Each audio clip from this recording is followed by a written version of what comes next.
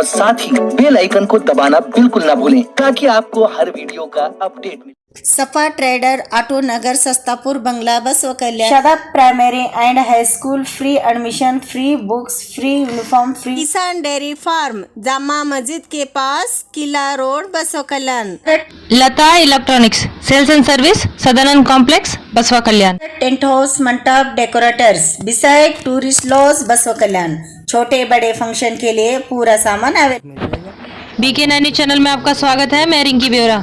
ऐसा मालूम हो रहा है कि कर्नाटक में भाजपा हारते ही उन पर परेशानी का पहाड़ टूट पड़ा है। अभी अभी 2 बीजेपी के एमएलए पर एफआईआर हुआ।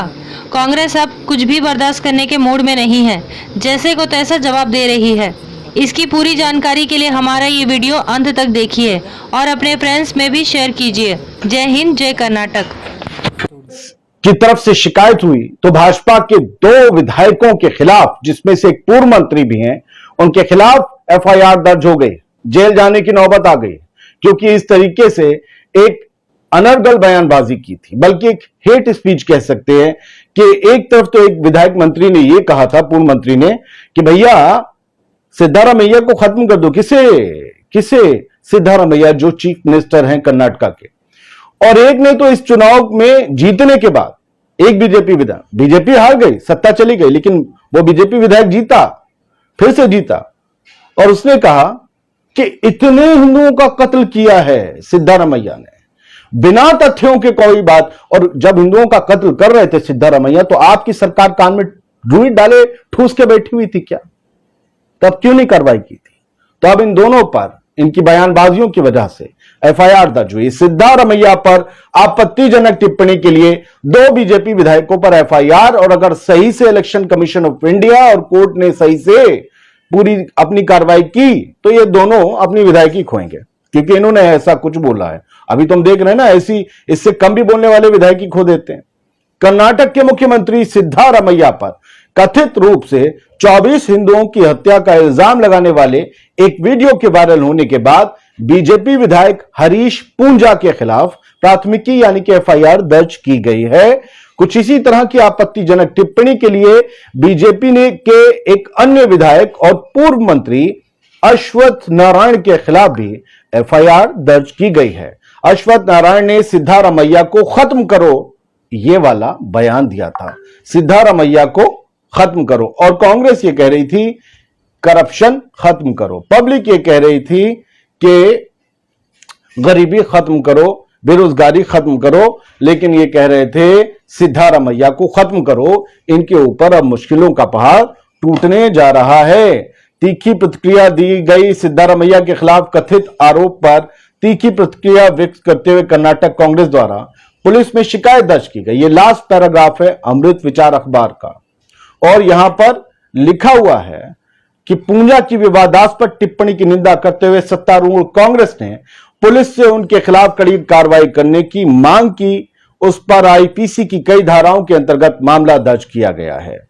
राज्य में 10 मई को विधानसभा चुनाव हुए, कांग्रेस को पूर्ण बहुमत मिला, बीजेपी हार गई, लेकिन पूंजा बेलथांगड़ी सीट से चुनाव फिर से जीत गए। उन्होंने रक्षित शिवराम जो कांग्रेस के प्रत्याशी थे उन्हें हरा दिया, लेकिन जीत का नशा ऐसा चढ़ा कि आप मुख्यमंत्री के खिलाफ ही बोल दिए। अमृत विचार ने उनका फोटो भी छापा है, लिखा है सिद्धारमैया के खिलाफ बयान देने पर भाजपा विधायक के खिलाफ एफआईआर।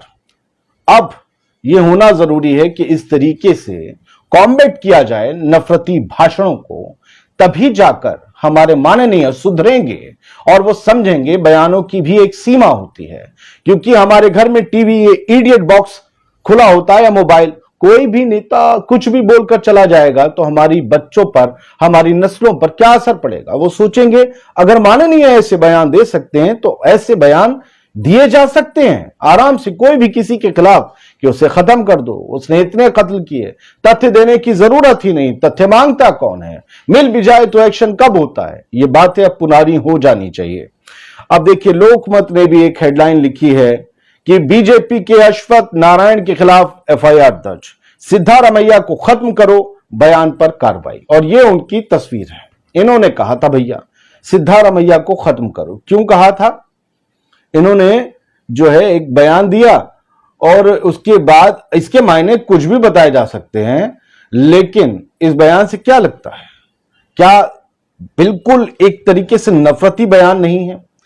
बीजेपी जो मोस्ट अनुशासित पार्टी कहलाती है, उसके अगर नेता इस तरीके से बड़बोले होंगे, उसके नेता इतने विवादित बयानात देंगे, उनमें से भी वो दोनों ही मौजूदा विधायक हों, उनमें से एक पूर्व मंत्री रहा हो राज्य सरकार का जो संवैधानिक पद पर बैठा हो, उनकी तरफ से इतनी ढीली जुबान की बयानबाजी तवक्को तो नहीं की जा सकती कि बीजेपी जैसी अनुशासित पार्टी में ऐसे गैर अनुशासित लोग भी हो सकते हैं, लेकिन हैं, तभी तो एफआईआर दर्ज हो रही है। एक और हेडलाइन है आखिरी, सिद्धारमैया के खिलाफ बयान देने पर भाजपा विधायक के खिलाफ एफआईआर, ये देशबंधु ने लिखा। आपको हेडलाइंस और लिंक्स बता देना जरूरी होता है कि हम खबर आखिरकार पढ़ कहां से रहे हैं, हमारा सोर्स क्या है।